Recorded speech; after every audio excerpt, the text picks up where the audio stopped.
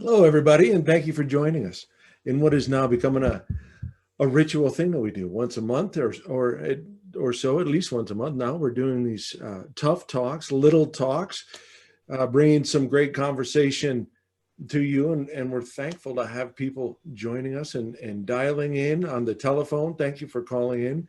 Thank you for logging into Zoom and joining us this month. As Tanya and I and the staff, we were talking and kind of identifying a theme for this month. We figured, well, it's December. We're in the midst of the holidays now. How tough do we want to make it? So Tanya says, how about we do a not so tough talk? So we have a great roster of folks. And Tanya will introduce our speakers in just a minute, but I just wanted to come on and say hello, say thank you for joining us. If you logged in early, you got to hear a bit of a sound check and some of us clarifying details and making last minute, some adjustments and tweaks as we get going. There's always something new when you're on a phone call, on a conference call, on a Zoom call. And so we have to adjust a little bit here and there. So thank you for being part of that and being part of today. Just a little housekeeping. We are on what's called a webinar. So you will be able to see us. We won't be able to see you. So that is unfortunate that we can't wave and say hello, but at the same time, you don't have to worry about if you are having a sandwich or if you're mixing ingredients with Pam and doing things and something slips, nobody will see that happen. So that's good news. We are going to have a Q&A time at the end, so you can ask any of the panelists any kind of questions that you'd like. There are a couple of ways to do that. The first one is to just put it in the chat box at the bottom. There's a little chat box you can just type in. And the second one is a brand new Zoom feature. As far as I know, when we get to the Q&A part, if you press the button in the control bar to raise your hand, I can press a button that lets you speak. So you can actually, we won't see your face still, but you can ask your question out loud as well. Or again, just put it in the chat box at any time. When we get to that point, then we'll be able to pull it out and read it. So without further ado, thanks again. Thanks so much. Tanya, what had we? Jason. All right, happy holidays, everyone, and thank you for joining us. As Jason said, we're really glad to have you here. I'm going to make this real quick and just kind of go through who will be joining us today. First up, we have, well, not first up, first introduction is going to be Pam Reed. She's with Goddess Catering. She's been a longtime friend of Little Help. She'll be doing two recipes with us, a soup and biscuits. And as Jason said, please feel free to cook along with her and make those ingredients. And we will be sending that recipe out to you afterwards as well. Next up, we will have Kathy Baum. She is the book buyer for Tattered Cover here in Denver. She is going to be going over some of the most requested and bought books of 2020, as well as the 2021 must-reads. Then we will end with Half Pelican. That will be music by Andy Reiner and Dr. Joy Adams.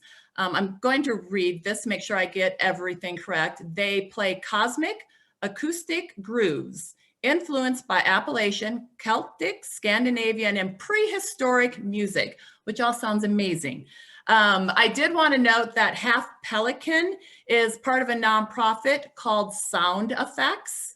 And I'm going to best quickly pass the kind of camera and video and audio over to Hannah Brown, who is going to represent Sound Effects and just tell you a brief a little bit about Sound Effects. Hi there. Yes, I'm the program director for Sound Effects. We are a nonprofit project. We're a part of the Partnership for Age-Friendly Communities in Larimer County. And I'm there, yeah. And we bring music and access to music to isolated spaces, different senior care facilities, different individuals at home during the pandemic. And we work with a whole roster of artists across the state who are just fantastic and people who are looking to connect through music. So we are running a lot of, trying to run creative programs and doing lots of partnering this season. And we're so happy to be part of the event today, as well as a Little Help Christmas party last week. and just adding in some music to these fantastic lineups. So thank you so much for having us, and thank you to Half Pelican, who we've worked with before, and we're really excited for you to hear a couple of their renditions on some holiday songs today later on. So thank you so much. Tanya? Thank you. Thank you, Hannah. All right, well then, last not least, but to start the whole thing off for us is Hal Goldberg. He is a psychologist and a very long-time friend of A Little Help, as well as a long-time volunteer with us. And he is just going to chat a little bit with us about the holidays and just how we get through those mentally. So Hal, can I pass that on to you? Oh, yeah, I'm going to talk for a few minutes about the two pandemics that we're facing right now. The first one is the physical pandemic, COVID-19, that has changed everyone's life more than we could have ever imagined. Now, pandemics are pretty much a natural course of the earth, and we've had pandemics for thousands, tens of thousands, I don't know, years. However, they're new to us. None of us have ever experienced one before, so it doesn't seem like the natural order. So in addition to the physical pandemic, the other pandemic that we are experiencing is the emotional pandemic. In my practice, regardless of the reasons that people came to see me, 100% of my clients are very, talking about the pandemic is taking center stage. And it's not my population that I'm working with either. I mean, I see that in my social group. I see that in my friends. I see that in the family. And both these pandemics cause grief. What grief is, it's what we think and what we feel inside of us when our attachments are threatened or harmed. There's a number of feeling states for this grief. Anxiety, and fear, guilt, anger, and depression. That pretty much covers everything.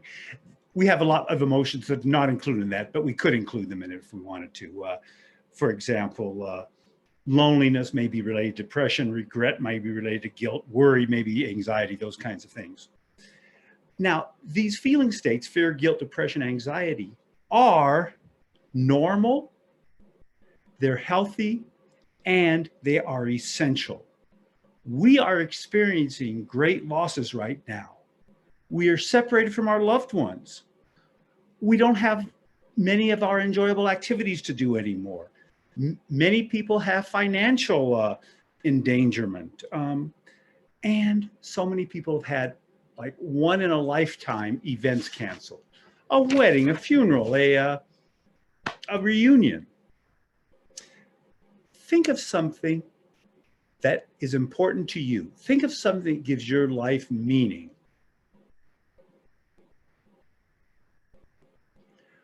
Whatever you are thinking of, in all likelihood, it's been significantly affected or threatened in some way by COVID-19. Our worries. Will I get sick? Will someone I love get sick? And the worst of all, will someone I love die? These unknowns about the future creates incredible amount of anxiety, and we need to express that. And how we express our anxiety is through mourning. Mourning serves a purpose. Through mourning, we get to know ourselves better. We can develop better self-care habits as we learn more about ourselves. We gain clarity about what's important, what really matters in life. We let go of things that don't. For me, I had found that I spent a lot of time and energy interacting with people who were very dear to me at one time in my life. Back from high school friends to work colleagues and people that through my decades I have come close to. And what I find right now is many of those people, the only thing we share is that history. And that's wonderful. And it's fun to say, hey, remember the time when, can you believe this, da, da, da, da, da. But it ends there. So for me, I have let go of those relationships. I haven't let go of them, but I've let go of spending much time on them because I'm preferring to spend time with people who are near and dear to me at this moment and not history. Anyway, my point is that we all have an opportunity to let go of things because we see things a little bit more clearly now. We are realizing what's important. It is critical to talk to others about our fears, about our feelings, about our thoughts. The more we can communicate openly and honestly, the better we'll feel. Find someone you trust. It may be a family member, a friend, a neighbor. A little help does an awful lot of that. A little help has volunteers who will make telephone calls and listen and talk with people.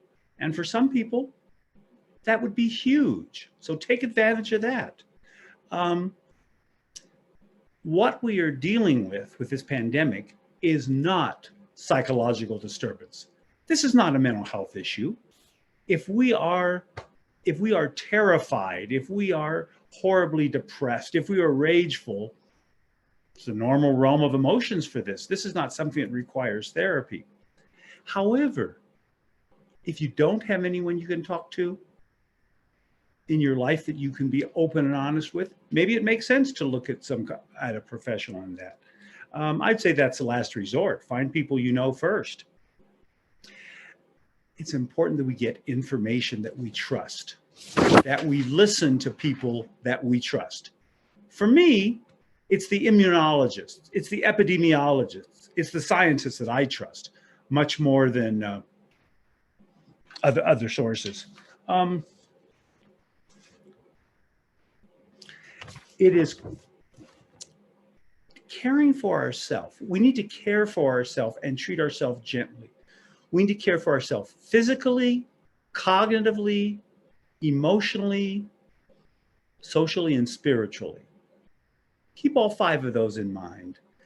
In regard to the physical, it's important to keep moving as much as we can, to move, to stretch, to practice balance, to practice deep belly breathing, to walk around the block if we're able, those kinds of things. Keep moving physically as much as you can.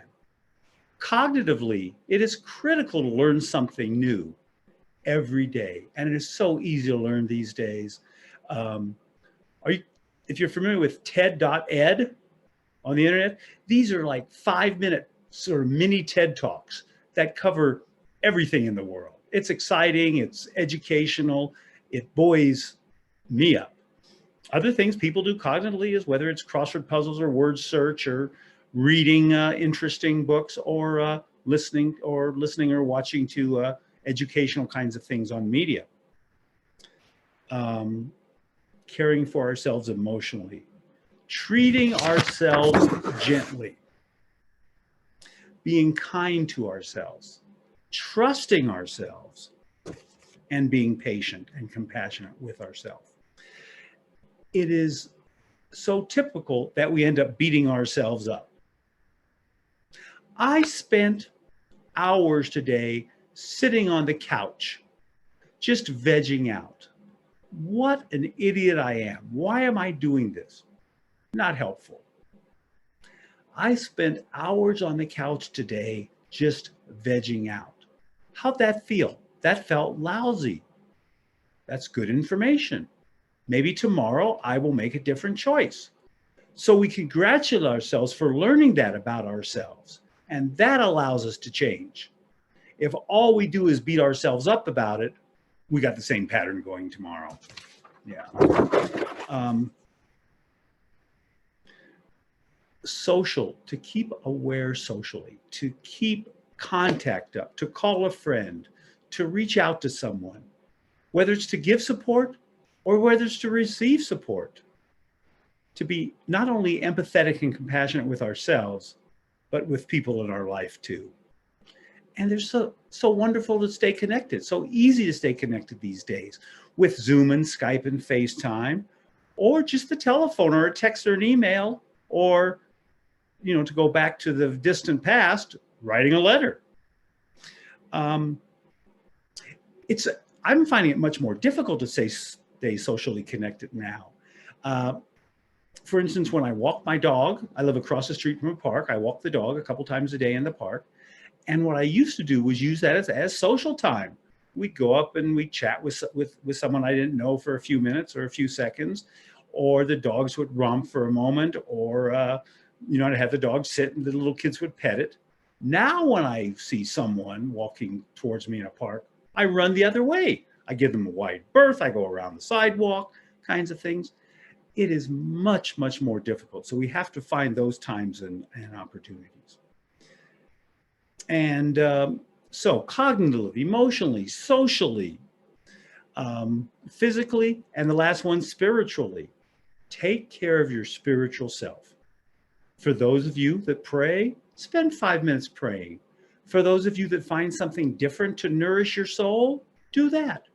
Meditate for 5 minutes.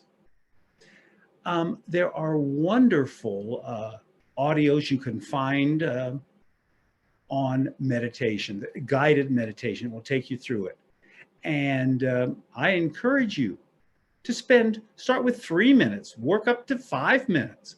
This is not a big commitment, but it's a huge benefit to you. So the trick is to be mindful, to be aware, to be right here, be present this day and this moment. Not to say what we should be doing, but to just realize what we are doing, to recognize that, to be present. Sleep is critical. If you are not sleeping well, figure out how to deal with that. We can deal with anything if we are rested. If anxieties keep you up at night, figure out what to do. Meditation works wonders for many, many people. Other people might want to talk to their physicians and look at some pharmaceutical support. I guess I would see that as a last resort, but it sure is much preferable to not sleeping, isn't it? It is important for us to structure our time. Some people will write the night before how they want the next day to look. I'm going to get up at 8 o'clock. I'm going to read the paper, and then I'm going to eat breakfast, and I'm going to take a shower and get ready for the day. At 10 o'clock, I'm going to call X person. At 11:30, I'm going to catch up on the news, or I'm going to watch something for entertainment's sake. Hobbies are critical. Do you have a hobby? Cooking, sewing, crossword puzzles, jigsaw puzzles. Some people's hobby might be watching sporting events. Watching sporting events is terrific, and it uses time up, and it might bring some enjoyment. My suggestion would be if there's something you can actively participate in, instead of just passively watching something on TV or on your screen, makes a bigger difference. Keep reminding yourself of your history of holiday rituals. We are so sad this holiday season because we can't do so much of what we've done our whole lives. It can be very depressing. Let's try and make peace with that. I know I'm not be able to have the family over. I know I'm not going to be able to watch the grandkids open presents. I know all these things I am not able to do. However, I want to spend my energy thinking about Christmas past or Christmas future. This pandemic will end. That is guaranteed. Life will be back to closer to how we knew it before than ever has been. So spend the holiday nurturing what has been important to you, whether it's making your favorite dish, whether it's watching A Christmas Carol or It's a Wonderful Life or The Grinch or whatever. keep some of those traditions up in your life and give it your best shot to enjoy. And the old adage, 'tis better to give than to receive, we know that's true. We know that is very true. The more we can give of ourselves, the more we can give of our love, it will buoy us. It will make us get through this. Take good care of yourselves. Treat yourselves very gently. And now I have the privilege of introducing Chef Pam Reed. And I'm going to take my screen and go downstairs to my kitchen and cook along here with I us. am. Hi, guys. I'm Pam Reed.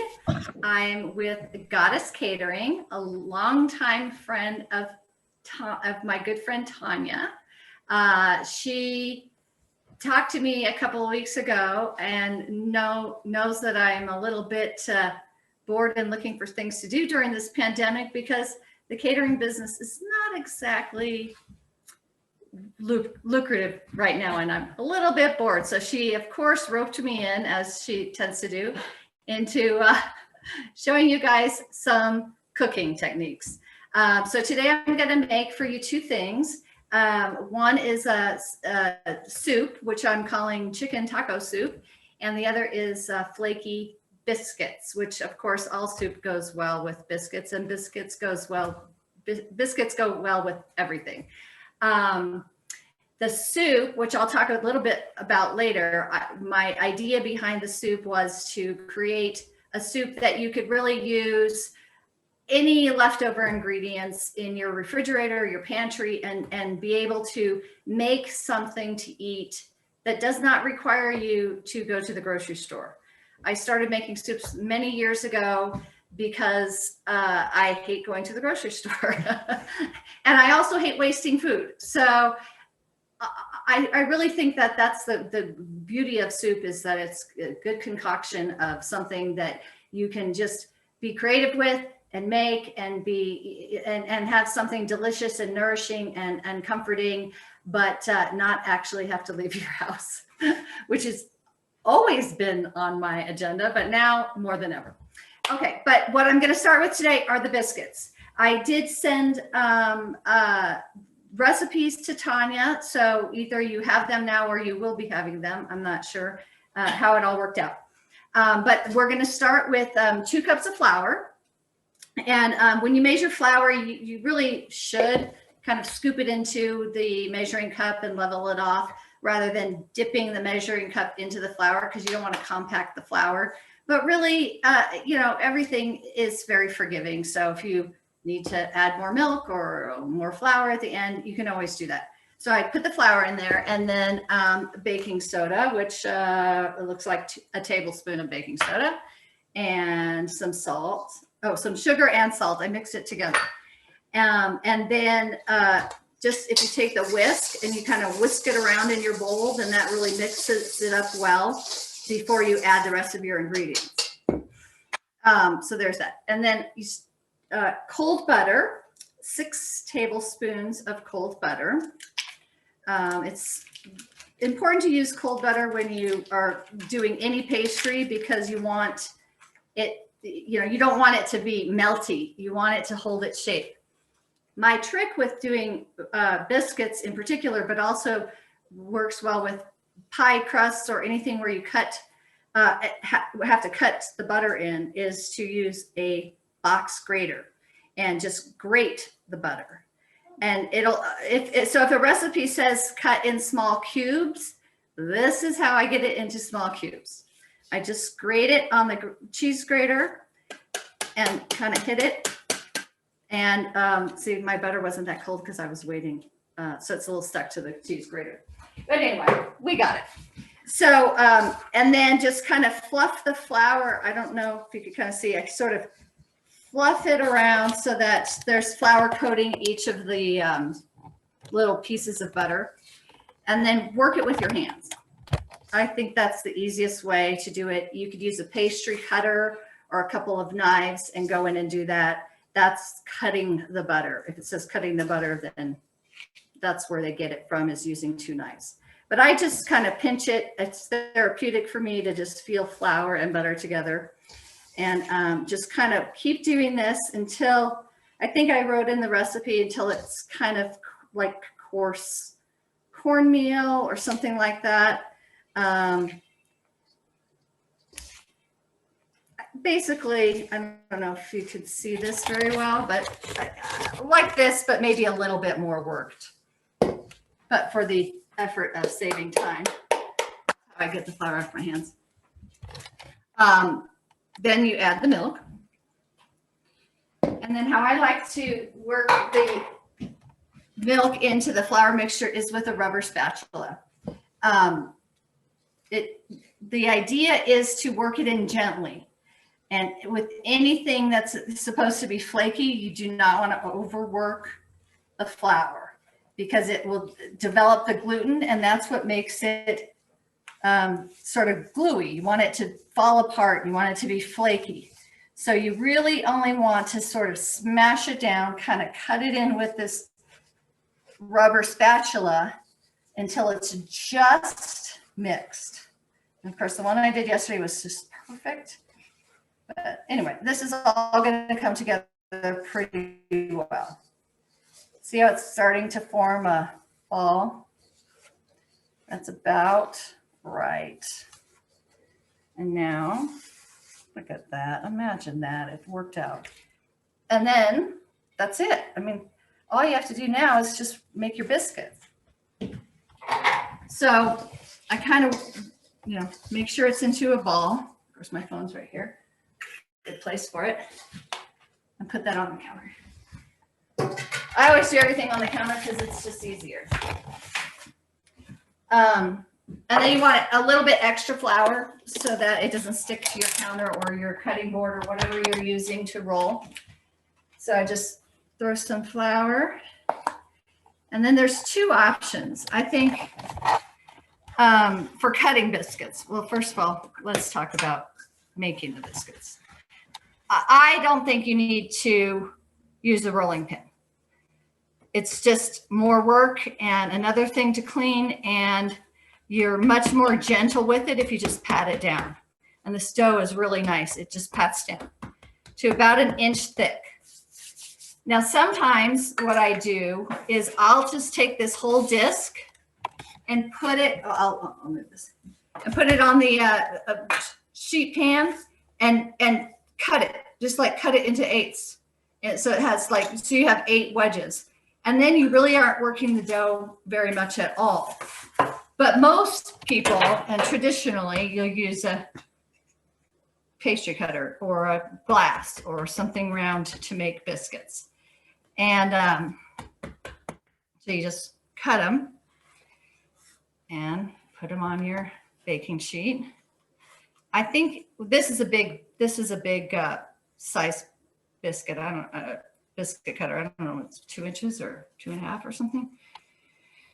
So I'm only going to get maybe 8 biscuits out of this dough of this size. The idea too is you don't want to work, like I said, you don't want to work your dough very much. So the less you mess with it, the better.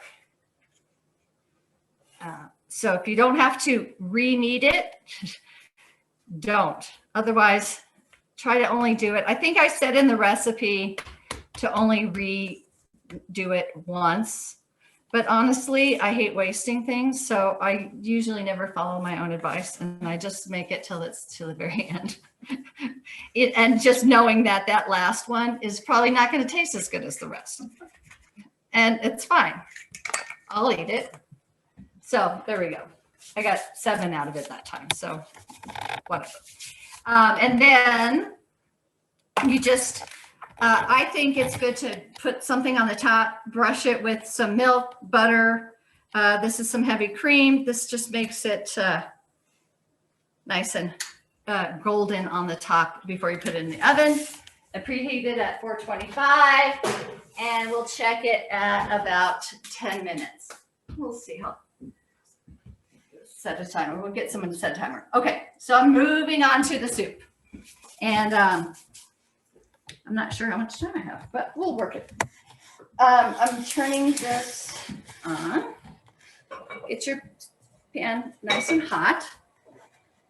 And then you put in about 2 tablespoons of, this is canola oil. You can use whatever oil you want. Canola is good because you can cook it at a high temperature. And then onion, I did about 1 onion, bell pepper, and then get that going a little bit.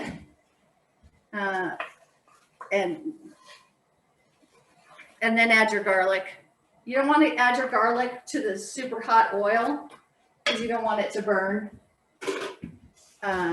So you just get, this is going to take about 5 minutes or so to sort of wilt the onions. And in the meantime, you can, after a couple of minutes, you can add your spices. And you always add the spices to the oil. Don't add it afterwards unless you're just adjusting the seasonings, because dried spices need oil in order to rebloom. Because they're dry, they're dehydrated. So that helps to hydrate them slowly and add that fat back in, and the flavors are going to be much more powerful when you do that. So I just, maybe I should get this so I don't burn myself. I'll show you. I just put all the spices in there. There's chili powder and I put the garlic, fresh garlic, and cumin and coriander, salt, pepper, and some cayenne, which you don't have to add the cayenne, but if you like it spicy, then add the cayenne. And then I think in the notes I said something about be creative, add whatever you want to. Use stuff in your refrigerator. So as I was prepping for today, I found a jalapeno in my refrigerator. So I'm throwing that in, even though it's not on the recipe. And then I found a bunch of kale that was gonna turn and was not really great for a salad anymore. So I'm throwing that in. We'll see how it works. But throw that in now so that it wilts. It's kale, almost, yeah, any vegetable basically you want to throw in at first and let it sort of wilt in and cook with the oils. And it also adds all that extra nutrition. So why not sneak some kale in? When I used to be married several years ago for a very long time, and and my husband hated spinach and really any leafy green. He only would eat it if it was raw, and still he didn't really like it. And so I would always be sneaking spinach into soups, and he would eat it and he would, what is this green stuff? And I used to always tell him it was basil. And he would still eat it because you can't taste it really, it's delicious. But yeah, maybe that's why we're not together anymore, since I lied to him about what I fed him. I don't know. So that's it.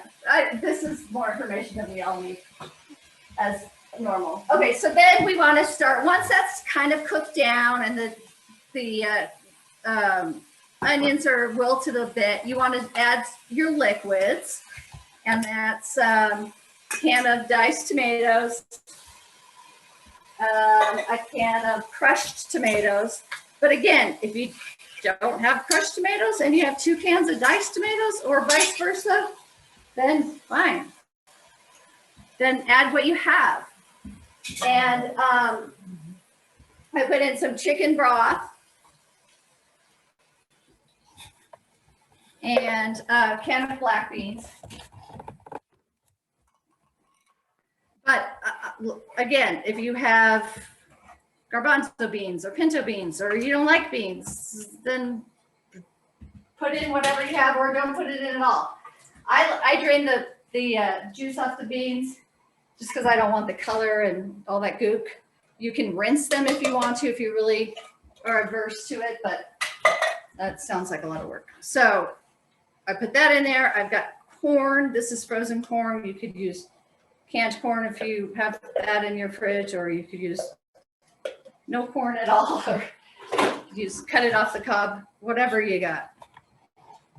So that's, can we get a little bit of a shot of that? That's sort of what it looks like. And then that's going to just kind of cook down, and I'm going to add 2 chicken breasts. These are just 2 whole chicken breasts. I think I wrote a pound. It's about 2 chicken breasts. If you have leftover meat that you want to use, that's chicken that's already cooked, don't put it in now. If you have, I think I wrote a note, you use leftover steak or ground beef or whatever. If you're using something like that that's already cooked, leave that out now, and I'll explain to you in a second why that is. But that's, so then you just like maybe put a lid on it and let it simmer for about 10 minutes or so to cook the chicken through and to let all the soup flavors kind of meld together. But I have one, I'm just going to turn this off so that I don't forget what I'm doing. I have one that's already done. Well, that's mostly done.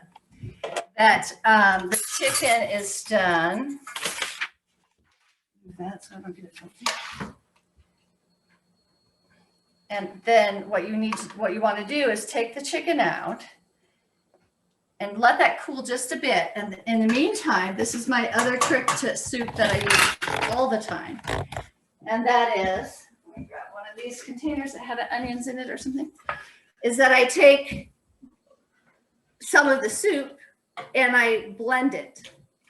And it adds a different texture to it that makes it just so much heartier, and the flavors all melt together better. It's a trick that really works, but that's why you don't want to add cooked meat to the soup earlier, because you don't want to blend that up. So that's the idea there. So I added, I think I said 2 cups. That's a little bit more than 2 cups because this is a quart container. And you could use a blender or a food processor if you wanted to. If you're putting it in a blender, make sure the soup isn't super hot. But this is an immersion blender, and it's just easier to use. And if you wanted to, you could just use the immersion blender right in your soup pot. But this gives you a little bit more control over how much of it is blended if you measure it out first. And then you put it back in. And then you, and this should be a little bit cooler. You shred the chicken with 2 forks or your hands or whatever. And then you put the chicken back in the soup. Pretend it was all shredded. I don't feel like doing that right now. And you can just let it cook for a little bit longer to make sure all the chicken is got all the flavors on there and it's delicious. And then look at that. You got soup. I'll get a couple bowls out. What's the question? Am I going to pass along? Oh yeah, that's going past, sure. Sorry, I'm confused with notes. I can't do 2 things at one time. So there's soup. You could garnish it with whatever you want, or nothing at all. Scallions, cheese, chips, and then there you go. Easy peasy. I'm gonna check on my biscuits, and then I'm gonna pass it along to Kathy at the Tattered Cover. And look at that, the timing is almost perfect. My biscuits need just a couple more minutes. Anyway, thank you for having me. I hope you learned something. I hope I didn't bore you guys to death. And I am passing it along to Kathy at the Tattered Cover, who's gonna tell us about all of the books that we should have read this year and we ought to read next year. Thanks so much. Thank you, Pam. And can everyone hear me okay? I guess so. I think so. I appreciate you guys having me. And I really love that cooking demonstration. I'm super hungry for biscuits now. And I did learn a couple of great tips, especially about the butter that I can't wait to try. My name is Kathy Baum, and I work at the Tattered Cover. I buy our adult books, so we do have another buyer who buys the children's books. We typically, in a normal year, have tons of in-person events, but since that is not happening right now, I'm really grateful to be able to be with you in this format, and to share with you some of our favorites of this fall from our customers and also some of our staff. So I'm going to share a slideshow just with the book covers on them, because I think it's easier for me to remember things if I can visually see the cover. However, if you are just listening in, don't worry, there will be a list of these books given to you as well. So no need to try to keep track. So let me see if I can get you to my slides without creating any issues. Okay. So the first section that I thought I'd highlight are a couple of our good fiction books. And the first one is by Jane Smiley. She's a Pulitzer winning author. And this is a really lovely, sweet book about a horse named Perestroika who breaks out of her stall and meets an elegant dog named Frida. And they encounter a human boy named Etienne. So the three of these guys go and explore Paris, and also go to the house where Etienne's 100-year-old great-grandmother lives. So this is a really sweet novel that celebrates curiosity and the desire for all creatures for true love and freedom. The next book on the fiction list that has been a really big seller for us this fall is called The Cold Millions by Jess Walter. He also wrote a book called The Beautiful Ruins. If you happen to be familiar with that, it came out a couple of years ago. And according to a review in the Boston Globe, this book features an unforgettable cast of cops and tramps, suffragists and socialists, madams and murderers, and it's a powerful, moving book from a new writer, from a new American author. So those are two fiction highlights. Going to two collections of essays that are out right now. One is from Toni Morrison, and this collection is called The Source of Self-Regard, and it includes some of her most important essays and speeches over the last 4 decades. It's really an essential collection from an essential writer. It includes some of her most famous essays, including a prayer she wrote for the dead of 9/11, her Nobel lecture on the power of language, and her eulogy for James Baldwin. So it's a really beautiful collection of work. And if you're looking for something a little bit more humorous and funny, essayist David Sedaris, who you might know either from The New Yorker or dozens of other magazines, and he's also sometimes on CBS Sunday Morning. He has compiled a collection of some of his best writing over the years, and this is a really funny volume. I think it's good to read yourself if you're looking for a little humor, and I think this one is a great gift to give too. In our nonfiction books, this is probably one that you've heard of, but A Promised Land by Barack Obama was released in November. It has certainly been a huge seller. It is volume 1, and volume 2 will come out, I guess, in the next couple of years. I think he's a little bit of a slower writer because he's very detailed. This is 700 pages long, but he is a good storyteller. So each chapter sort of reads like a really good story. So it is very interesting. And the next nonfiction book, this is a paperback that came out. It's called 3 Days at the Brink. It's by Brett Beyer. And it has been called elegantly written, brilliantly conceived, and impeccably researched. And it shows readers a way to freshly understand how the Tehran Conference shaped world history. And to Hal's comment earlier about continuing to learn something, this is something about the Tehran conference that I didn't know, so I'm looking forward to picking this up as well and learning something new. There is also a collection of poetry. If you're into poetry, Margaret Atwood is a novelist best known for The Handmaid's Tale. But she's also a poet, and this is her first collection of poetry that's been released in 10 years. So it's kind of a big deal. It's a really lovely book. She covers things like love, loss, the passage of time, the nature of nature, and you expect a lot of that from poets, but she also touches a little bit on zombies, which is kind of fun. And two cookbooks that are really popular. We are talking about comfort food today and soups, and Ina Garten, who is the Barefoot Contessa on the Food Network. She has a new cookbook out. It's got a lot of recipes in, some simple, some a little bit more complex, lots of good pictures. So even if you don't cook anything, sometimes I like to look at the pictures in this. And lastly, if you are a sweet person, we have a great book that has been very popular this fall called Dessert Person. And it's broken out into, the chapters are broken out into different types of baked goods. So there's one chapter on pies, one chapter on tarts, one chapter on cookies, etc.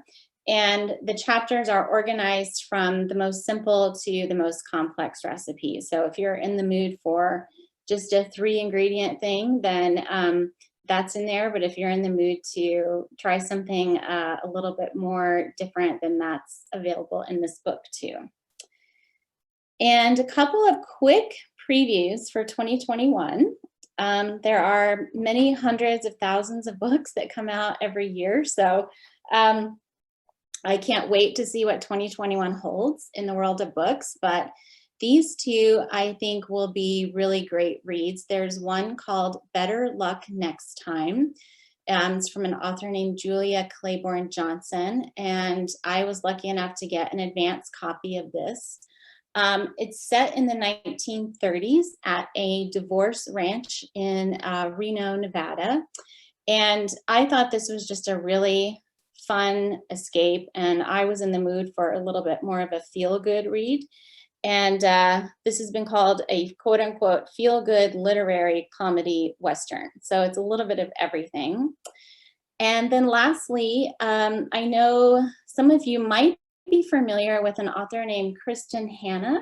She writes a lot of historical fiction. One of her most popular books is The Nightingale, if you've heard of that.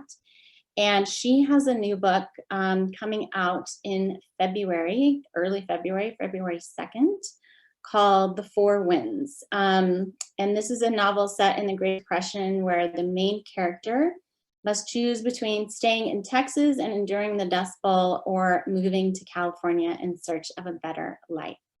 So that's a little bit of a taste of what we have coming up for next year and for this year. Our stores are open. We have limited hours, but you can always call us, and maybe if you're in the mood for something, you can get it over the phone and see if someone can go and do a curbside pickup for you. But I hope that this winter lets you curl up with a good book. And yeah, that's it. Please let me know if you have any questions. And again, we will send out a list of these for all of you. I will turn it over now. I'm not sure if we're doing Q&A or music. I think we're going to go right to music, though. Thank you, Kathy. Thank you, everyone. Hal, Pam, Kathy, this was amazing. I know we've kind of already been hunkered in because of COVID, but I personally can't wait to hunker in even more and make soups, biscuits, and read lots of good books. So next up on our list is Half Pelican, and they're going to play some holiday songs for us to kind of end out our session. I'm not really sure any of us will get back on, but please do, if there are things that come up in the chat and with questions, we will after Half Pelican is done. playing their songs. If not, I really thank you to all of you for joining us and being a part of A Little Help. So I'll pass it over to Half Pelican so we can enjoy some holiday music. Hey, we're just looking for permission to start our video. Do we have permission? There we go. Nope. Permission. Ah, here we go. There we Yes. Let's make us big so we can see that you can see us. Excellent. Yay. Well, we are feeling festive. As you can see, we have our dinosaur Santa shirts. So here we go. Some seasonal music.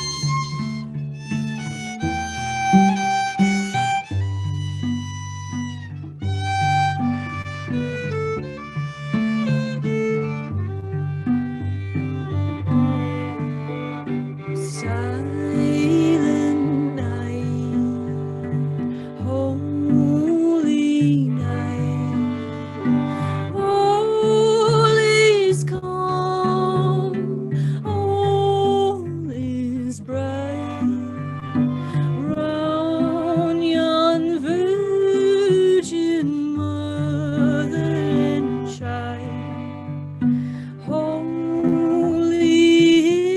infant so tender and mild, sleep in heavenly peace, sleep in heavenly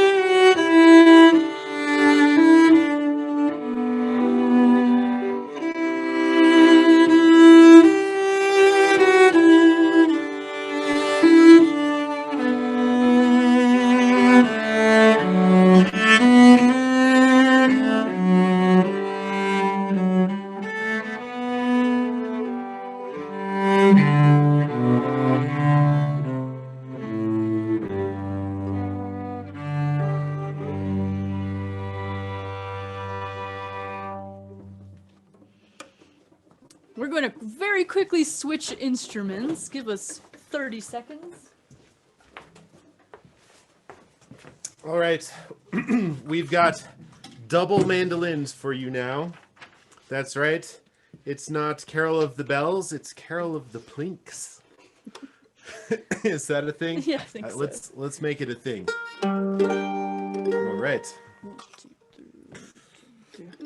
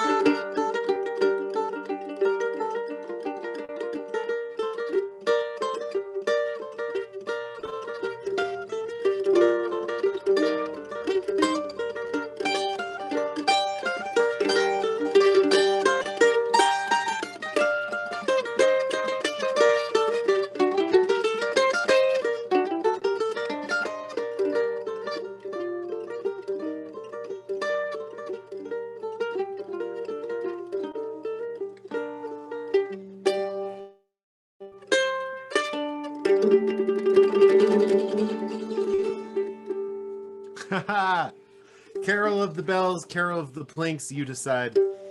And then we're going to finish with one of my all-time favorite Christmas carols, and you may sing along if you know it.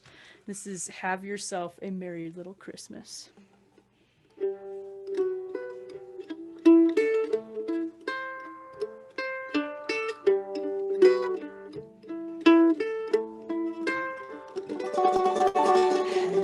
Have yourself a merry little Christmas. Let your heart be light. From now on, our troubles will be out of sight.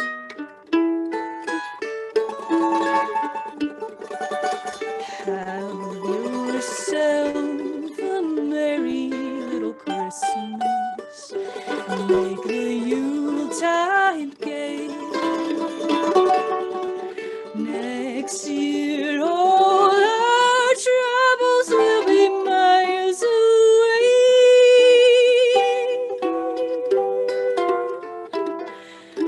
Here we are, as in olden days, happy golden days of yore.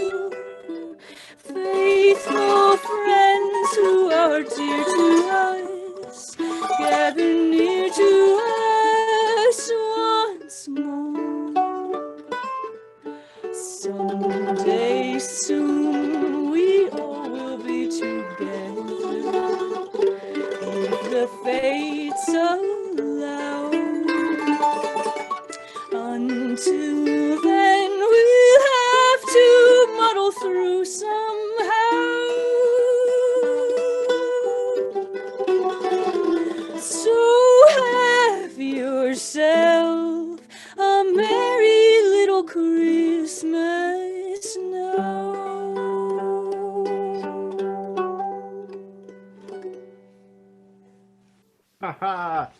Oh, that was so Thank fun. you. Thank you. Thank you. That was amazing. Thank you. That was just beautiful. Beautiful voice. Again, I just wanted to thank everyone for attending today. Thank you for supporting A Little Help and being a part of A Little Help. We do have another talk next month, January 20th. And I really do hope you'll all join us again. We will be doing talks from A Little Help twice a month. Until probably the next coming year, and we hope you join us. Just look on our website,